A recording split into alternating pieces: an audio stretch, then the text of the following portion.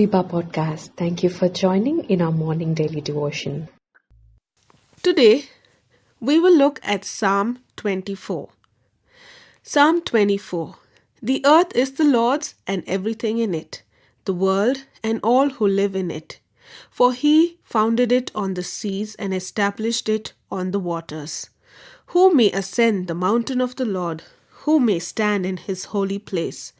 The one who has clean hands and a pure heart, who does not trust in an idol or swear by a false god. They will receive blessing from the Lord and vindication from God their Savior. Such is the generation of those who seek him, who seek your face, God of Jacob. Lift up your heads, you gates, be lifted up, you ancient doors, that the King of glory may come in. Who is this King of glory? The Lord strong and mighty, the Lord mighty in battle. Lift up your heads, you gates, lift them up, you ancient doors, that the King of glory may come in. Who is he, this King of glory? The Lord Almighty, he is the King of glory. Psalm 24 was likely composed to commemorate the event recorded in 1 Chronicles chapter 13 and 2 Samuel chapter 6. After David was anointed king and when he defeated the Philistines and captured the city of Jerusalem from the Jebusites in 2 Samuel chapter 5, he celebrated God's victory by bringing the Ark of the Covenant into Jerusalem.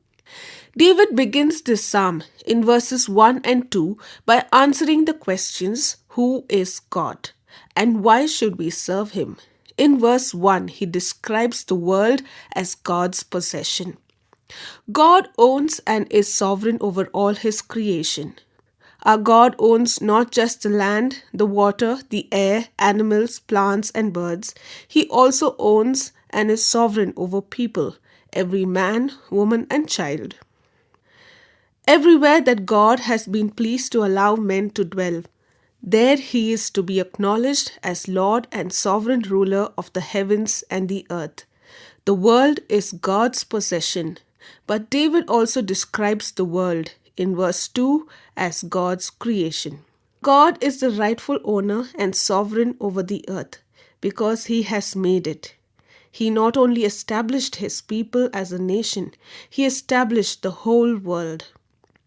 And so in verse 3, David poses the question, who may approach and come near this God? Who shall ascend the hill of the Lord, and who shall stand in his holy place? All in heaven and earth must acknowledge that God is Lord and ruler over all. But who can approach and draw near to such a holy and mighty sovereign God? It is the question that we must all ask as well. We are called to worship God. Peter describes the church in the New Testament in 1 Peter chapter 2 verse 9 as a chosen generation, a royal priesthood, a holy nation, God's own special people, that we might proclaim the praises of him who called you out of darkness into his marvelous light. David begins his answer to this in verse 4 by listing 4 qualifications. Who shall ascend the hill of the Lord? And who shall stand in his holy place? First, clean hands.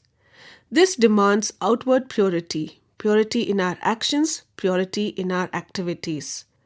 Second, pure heart. This demands inner purity, purity in our thoughts and motivations. Third, does not lift up his soul to what is false. This demands purity in our devotion to God alone. 4. Does not swear deceitfully. This demands purity in speech. It demands that we do not speak lies, that we are not deceitful in what we say, but always speak the truth. Now, all these are marks of holiness, without which no one will see the Lord. Hebrews chapter 12 verse 14. As we pursue holiness, as God commands us and as God sanctifies us, we want these things to be evident in our lives. But it is here that we must stop a moment and make sure we grasp what this verse is really saying.